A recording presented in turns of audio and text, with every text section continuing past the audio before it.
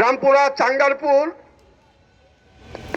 এবং যাত্রাবাড়ি, সেই যাত্রাবাড়ি গণহত্যা যে নিষ্ঠুরভাবে চালিয়েছিল, কি ভাষাভাবে আমি বলবো, আমরা জানি একটা দেশে আরেকটা দেশের উপর আক্রমণ করে, কিন্তু এটা কি দেখেছিলাম জুলাই 5ই আগস্টে। উনি তো এই দেশেরই সন্তান ছিলেন, কার উপরে গুলি চালানোর নির্দেশ দিলেন? সেই মাফিয়া হাসিনার পুলিশ বাহিনী, আওয়ামী লীগ, ছাত্রলীগ, যুবলীগ পুলিশ বাহিনী দিয়ে আমার সন্তানের উপরে নির্বিচারে গুলি চালিয়েছিল সেদিন 5ই আগস্টে। আপনারা জানেন যাত্রাবাড়ি আন্তর্জাতিকভাবে স্বীকৃতি পেয়েছে যে আঠু গেড়ে প্রতিযোগিতা করে কার আগে কে কটা লাশ ফালাবে, সেই একটা প্রতিযোগিতা আমরা দেখেছি।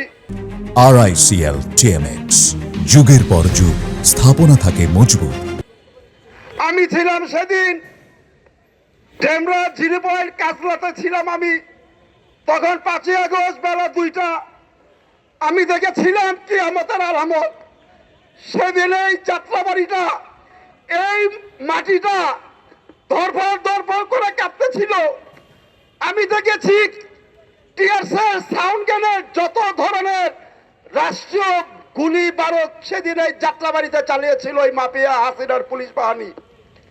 কিন্তু আমি জানি না সেই সময় কিছুক্ষণ পরে আমার ছেলে মিরাজ হানিফ ফ্লাইওভারের নিচে থানার সামনে সেই মাথায় পতাকা, হাতে পতাকা নিয়ে ইনসাফের কথা বলতে চেয়েছিলেন। সেই নিষ্ঠুর পুলিশ বাহিনী থানার ভিতর থেকে বহু দূরের থেকে গুলিটা আসে, তার বাম দিকে পাজরে বুলেটটা লাগে, আমার বাবার কন্ট্রোল মিসকন্ট্রোল করে দেয় সেই হাসিনার পুলিশ বাহিনীরা। কি অন্যায় করেছিলাম আমি, কি অন্যায় করেছিল আমার সন্তান। আপনারা দেখেছেন সেই 5ই আগস্টে, সেই সময় কৃষক, শ্রমিক, মেহনত মানুষ, রিক্সাওয়ালা, ব্যাংগাড়ি, সিএনজি, শিল্পপতি, রাজনীতিবিদ সবাই আপনার রাজপথে ছিলেন। শুধু আমার হাতে ছিল, আমাদের হাতে ছিল একটা পাথর, একটা লাঠি। সেই গুলির অত্যাচারের মুখে আমরা দাঁড়িয়েছিলাম। কোনো চাহিদা ছিল না আমাদের যে আমি জীবন দিয়ে আমি কি পাবো। এই দেশকে ভালোবেসে জীবন দিয়ে গেছিলেন। তাই আমি আপনার মাধ্যমে যারা এখানে আছেন, আমার সন্তানের তুলো প্রতিটা হত্যার যাতে আমরা বিচার পাই এই রাষ্ট্রের কাছে। শুধু ফাঁসি দিলে হবে না, ফাঁসির রায় বহাল করতে হবে। আমার মিরাজের হত্যার বিচার করতে হবে।